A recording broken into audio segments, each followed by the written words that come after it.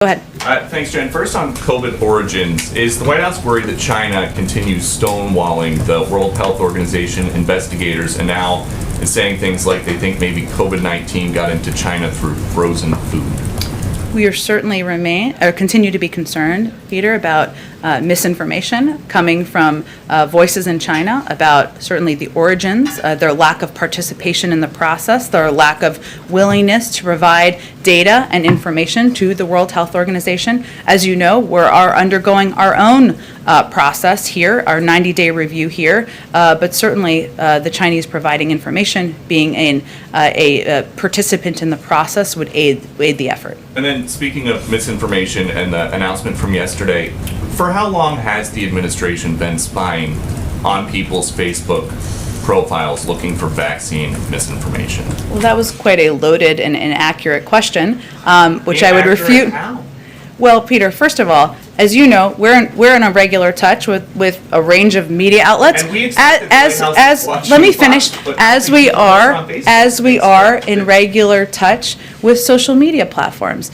This is publicly open information, people sharing information online, just as you are all reporting information on your news stations. But, okay, so these 12 people who you have on a list, 12 individuals, do they know that somebody at the Surgeon General's office is going through their profile? I'm happy to get you the citation of where that comes from. There's no secret list. I will tell you that these are people who are sharing information on public platforms on Facebook, information that is traveling, is inaccurate. Our biggest concern here, and I frankly think it should be your biggest concern, is the number of people who are dying around the country because they're getting misinformation that is leading them to not take a vaccine. But young people, old people, kids, children, this is all a lot of them are being impacted by the misinformation. big concern, though, I think, for a lot of people on Facebook is that now this is Big Brother watching you.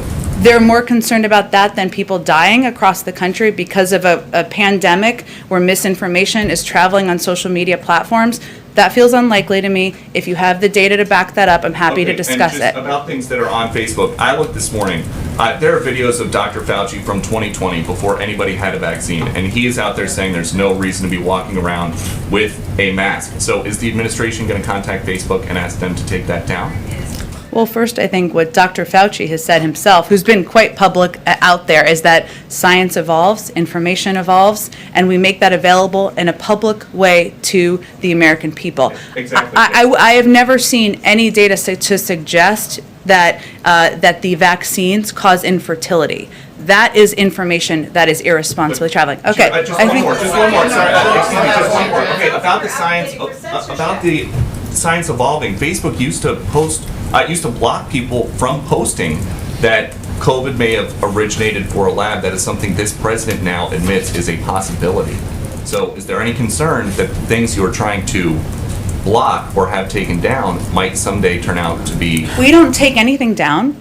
We don't block anything. Facebook and any private sector company makes decisions about what information should be on their platform. Our point is that there is information that is leading to people not taking the vaccine and people are dying as a result. And we have a responsibility as a public health matter to raise that issue. And the responsibility we all have, the government, media, platforms, public messengers, to give accurate information. Go ahead. About the 12 individuals that are on that separate site, it's not from the White House. I don't have the source in front of me, but we've read it as well. Can you give us a sense of who those individuals are, as was asked before, and what specifically you've given a tough message to the social platforms that they should do more, the social media platforms.